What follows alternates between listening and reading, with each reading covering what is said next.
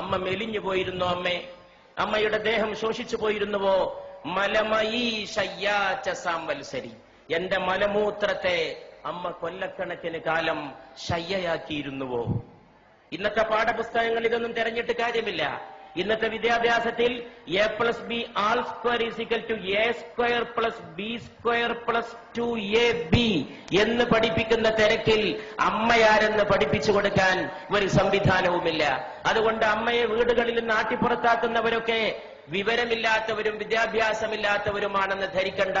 അവരൊക്കെ വലിയ ബഹുമതികളുടെ അക്ഷരക്കൂട്ടങ്ങളെ സ്വന്തം പേരിന്റെ അകമ്പടി ചേർത്ത് എഴുതി വെക്കുന്നവരും ബിരുദ കൂമ്പാരങ്ങളിൽ ജീവിക്കുന്നവരുമാണ്. പക്ഷെ അമ്മയെ തിരിച്ചറിയാൻ വേണ്ടത് വേറെ ഒരു ജ്ഞാനമാണ്, സ്നേഹത്തിന്റെ ഒരു ജ്ഞാനമാണ്. അമ്മ വീണ്ടും നിർബന്ധിച്ചപ്പോൾ ശങ്കരൻ ഒരു ശ്ലോകം ചൊല്ലി തന്റെ അമ്മക്ക് നന്ദി പറയുകയാണ് ചെയ്തത്. നമസ്തേ നമസ്തേ ജഗന്നാഥ വിഷ്ണു, നമസ്തേ നമസ്തേ ഗദാ ചക്രപാണേ, നമസ്തേ നമസ്തേ പ്രപന്നാർത്തിഹാരിൻ, സമസ്താപരാധം ക്ഷമസ്വാഖിലേശം, മുഖേ ചന്ദ്രഹാസം നഖേ ചന്ദ്രഭാസം, കരേചാരു ചക്രം സുരേഷാഭിവന്ദ്യം, ഭുജംഗേ ശയാനം ഭജേ പത്മനാഭം എന്ന് മകൻ ചൊല്ലുമ്പോ അമ്മയുടെ രണ്ട് കണ്ണിൽ നിന്നും കണ്ണുനീരിന്റെ പ്രവാഹമായിരുന്നു. അങ്ങനെയാണ് ആര്യാമ്പ കണ്ണടച്ചത് എന്ന് ചരിത്രം നമ്മോട് പറയുന്നു.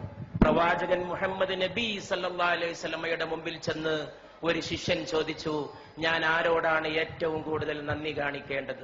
ദൈവദൂതനായ മുഹമ്മദ് നബി സല്ലല്ലാഹു അലൈഹി വസല്ലം മറുപടി പറഞ്ഞു, നിന്റെ മാതാവിനോട്. ചോദ്യകർത്താവ് ചോദിച്ചു, പിന്നെ ആരോട്? രണ്ടാമത്തെ ആൾ ആരാണെന്നാണ് ചോദ്യകർത്താവിന് അറിയേണ്ടത്. പക്ഷേ അവിടുന്ന് പറഞ്ഞു, നിന്റെ മാതാവിനോട്. പിന്നെ ആരോട് എന്ന് ചോദിച്ചപ്പോ വീണ്ടും പറഞ്ഞു, നിന്റെ മാതാവിനോട്. നാലാമതും ചോദ്യകർത്താവ് ആവർത്തിച്ചു, ഇനി ആരോടാണ് നന്ദി കാണിക്കേണ്ടത്? അപ്പോൾ പറഞ്ഞു, പിതാവിനോട് എന്ന്.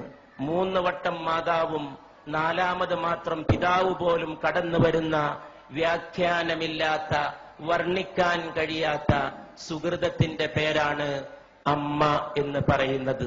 ഒരു കുഞ്ഞ് ജന്മം പ്രാപിച്ച് കുഞ്ഞിനെ അമ്മ മടിയിലിരുത്തി കുഞ്ഞിന്റെ ചുണ്ടിൽ, നമ്മുടെയൊക്കെ ചുണ്ടിൽ ആദ്യത്തെ ദാഹം വൈദ്യുതി തരംഗം പോലെ ത്രസിക്കുമ്പോൾ, അതൊരു ഇലക്ട്രിക് വേവ് പോലെയാണ്. ആദ്യത്തെ ദാഹം, ആ ആദ്യത്തെ ദാഹം വൈദ്യുതി തരംഗം പോലെ നമ്മുടെ ചുണ്ടിൽ ത്രസിക്കുമ്പോൾ മാതാവ് തന്റെ നെഞ്ചത്തെ അമൃത കുംഭങ്ങളോട് തന്റെ മോനെ ചേർത്ത് പിടിക്കുന്നു. ചുണ്ടിന്റെ വൈദ്യുതിയുടെ ആദ്യദാഹം ത്രസിക്കുന്ന ആവേശത്തോടെ മാതാവിന്റെ ശരീരത്തോട് ചേരുമ്പോൾ അമ്മയുടെ ശരീരത്തിന്റെ ഓരോ സിരകളും ചേർന്ന് പാടുന്ന ഒരു സംഘഗാനമുണ്ട്.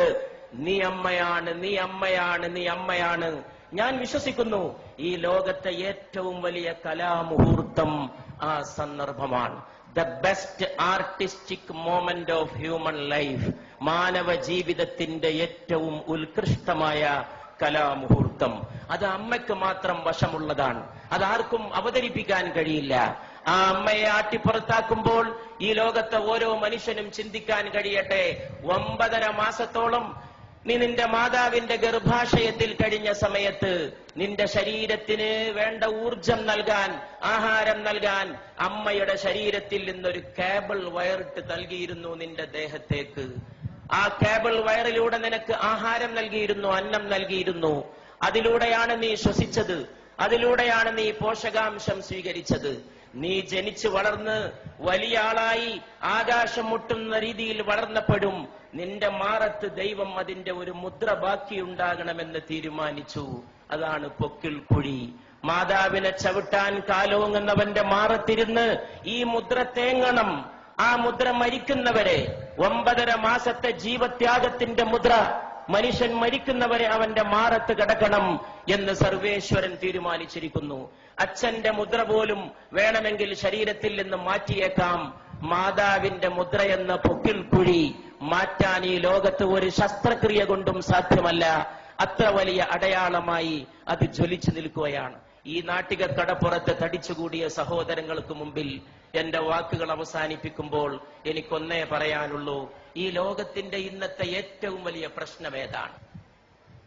ഒരുപാട് പ്രോജ്വലമായ കലാമുഹൂർത്തങ്ങൾ നമ്മുടെ നാടിനെ സമർപ്പിച്ച് ഈ നാടിന്റെ കലാഹൃദയത്തെ ത്രസിപ്പിച്ച മോഹൻലാലിന്റെ സാന്നിധ്യത്തിൽ, സത്യൻ അന്തിക്കാടിനെ പോലെ ഒരു നിമിഷത്തെ സ്നേഹത്തെ ഒരു യുഗത്തേക്ക് പ്രസരിപ്പിച്ച ഒരു തൂലികാകാരന്റെ സാന്നിധ്യത്തിൽ, കേരളത്തിന്റെ ഗ്രാമങ്ങളിൽ മുഴുക്കെ മുഴങ്ങിയ കൈതപ്രത്തിന്റെ സ്നേഹഗാനത്തിന്റെ സാന്നിധ്യത്തിൽ, ഒരുപാട് കുടിലുകളിൽ കഞ്ഞിയില്ലാത്തവന് കഞ്ഞി എത്തിച്ചു കൊടുത്ത് ഒരുപാട് മലയാളികൾക്ക് തൊഴിൽ നൽകിയ, സ്നേഹത്തിന്റെ പുതിയ വ്യാഖ്യാനം തീർത്ത യൂസഫ് അലി സാഹിബിന്റെ സാന്നിധ്യത്തിൽ, ഇവിടെ ഈ മഹാസ്നേഹ സമ്മേളനം സംഘടിപ്പിച്ച, അതിനുവേണ്ടി ത്യാഗം ചെയ്ത എന്റെ പ്രിയ സ്നേഹിതൻ, സ്നേഹത്തിന്റെ പ്രതാപം പോലെ ജ്വലിക്കുന്ന പ്രതാപന്റെ, അദ്ദേഹത്തിന്റെ സുഹൃത്ത് റഷീദിന്റെ, അവരുടെയൊക്കെ സഹപ്രവർത്തകരുടെ സാന്നിധ്യത്തിൽ ഞാൻ ചോദിക്കുന്നു.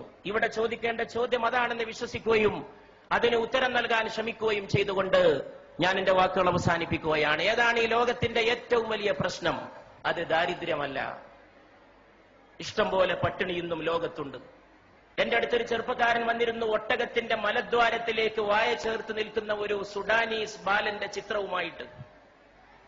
ഒട്ടകം വിസർജിക്കുന്നതിന് വേണ്ടി ആ വിസർജ്യം ആഹരിക്കാൻ കാത്തു നിൽക്കുകയാണ്. ദാരിദ്ര്യത്തിന്റെ പരമകാഷ്ഠ, ഒട്ടകത്തിന്റെ മലദ്വാരത്തോട് വായ ചേർത്ത് വെച്ച് നിൽക്കുന്ന സുഡാനിലെ ബാലൻ. എന്നിട്ടും ഞാൻ പറയുന്നു, ദാരിദ്ര്യമല്ല ഈ ലോകത്തിന്റെ പ്രശ്നം.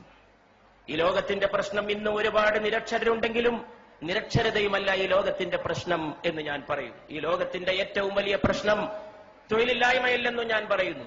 ഈ ലോകത്തിന്റെ പ്രശ്നം സ്നേഹശൂന്യതയാണ്. അതിൽ നിന്നാണ് വർഗീയത ഉണ്ടാകുന്നത്, അതിൽ നിന്നാണ് ഭീകരവാദം ഉണ്ടാകുന്നത്, അതിൽ നിന്നാണ് തീവ്ര സങ്കല്പങ്ങൾ ഉണ്ടാകുന്നത്, അതിൽ നിന്നാണ് മാതാവിനെ ആട്ടിപ്പുറത്താക്കാനുള്ള അവസരമുണ്ടായിത്തീരുന്നത്, അതിൽ നിന്നാണ് അച്ഛനെ അവഗണിക്കാൻ തോന്നുന്നത്. മാതാവിന്റെ കാൽച്ചോട്ടിലാണ് സ്വർഗം എന്ന് പ്രവാചകൻ പറഞ്ഞു. മാതാപിതാക്കൾക്ക് പ്രായമെത്തിയാൽ അവരോട് ഛെ എന്ന വാക്ക് പോലും പറയരുത് എന്ന് ഖുർആൻ വിലക്കി. ഛെ എന്ന ഒരു വാക്ക് മതി വേദനിപ്പിക്കാൻ. നീ നിന്റെ അച്ഛനെ തൊഴിക്കണമെന്നില്ല, ഒരു വാക്ക് മതി വേദനിപ്പിക്കാൻ. വാക്കുകൊണ്ടുപോലും നീ അവരെ വേദനിപ്പിക്കരുത്. ദൈവത്തോട് നന്ദി ചെയ്യുന്ന പോലെ നീ നിന്റെ മാതാപിതാക്കളോട് നന്ദി ചെയ്യണം എന്നും ഖുർആൻ തുടർന്ന് കൽപ്പിക്കുന്നു. അതുകൊണ്ട് പ്രിയപ്പെട്ടവരെ, ഇന്നത്തെ ലോകത്തിന്റെ ഏറ്റവും വലിയ പ്രശ്നം സ്നേഹശൂന്യതയാണ്. അത് ഓർമ്മിപ്പിച്ച വലിയ ഒരമ്മയെയും ഞാൻ ഓർക്കുന്നു. അത് മദർ തെരേസയാണ്.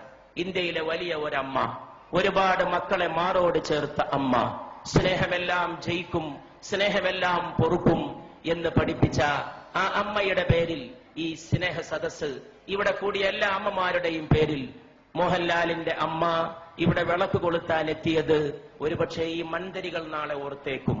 കാലങ്ങൾ കഴിഞ്ഞ് ഈ അമ്മമാർ വീട്ടിലേക്ക് പോയാലും നാളെ വൃദ്ധസദനങ്ങൾക്കെതിരായ ഒരു താക്കീതായി, ഇരുട്ടത്തൊരു കിരണമായി, ഒരു ഉൽഫുല്ല ബാലരവിയുടെ അരുണോദയ കിരണമായി, സ്നേഹനിരാസത്തിന്റെ അന്ധകാര സീമകളിലേക്ക് അടിച്ചു വീശുന്ന സ്നേഹപ്രകാശത്തിന്റെ ജ്വാലയായി ഈ തിരി എന്നും കത്തി എരിഞ്ഞു എന്ന് വന്നേക്കും. അപ്പോഴും നിങ്ങളും ഞാനും ഓർത്തേക്കും, നമ്മൾ രാത്രി ഉറങ്ങിക്കിടക്കുമ്പോ നമ്മുടെ പിതാവ് വന്നത്.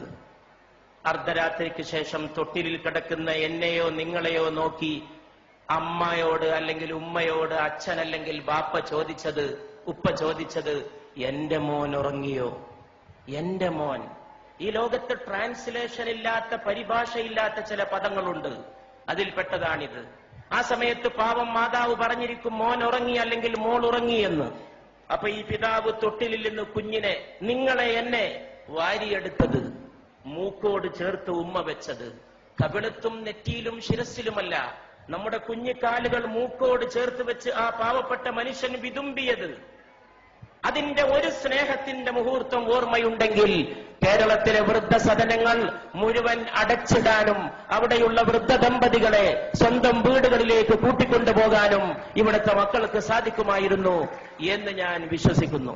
ആ സമയത്തൊരു പക്ഷേ ഏതോ ഒരു കവി വിലപിച്ച പോലെ കാലവും വിലപിച്ചേക്കും.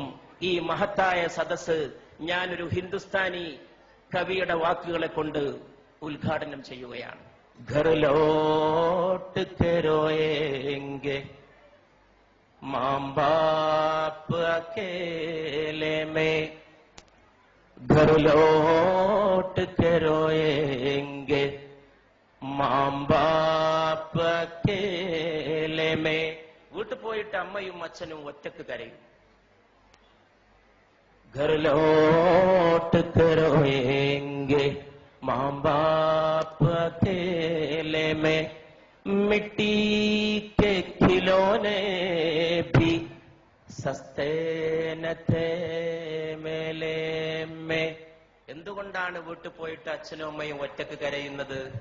മണ്ണുകൊണ്ടുണ്ടാക്കിയ കളിപ്പാട്ടത്തിന് പോലും ചന്തയിൽ നല്ല വിലയായിരുന്നു.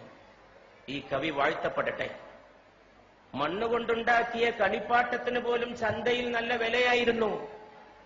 മനുഷ്യരെ നിർമ്മിച്ചൊരുക്കുന്ന മാതാവിനും പിതാവിനും ഒരു വിലയുമില്ല. ആ കളിപ്പാട്ടത്തിന്റെ വിലയെങ്കിലും അമ്മയ്ക്കും അച്ഛനും തിരിച്ചേൽപ്പിക്കുന്ന മനോഹരമായ ഒരു പ്രഭാതത്തിന്റെ നാന്ദിയാകട്ടെ ഇന്നത്തെ വൈകുന്നേരത്തെ അസ്തമയ ശോഭ എന്ന പ്രാർത്ഥനയോടെ ഞാൻ എന്റെ വാക്കുകൾ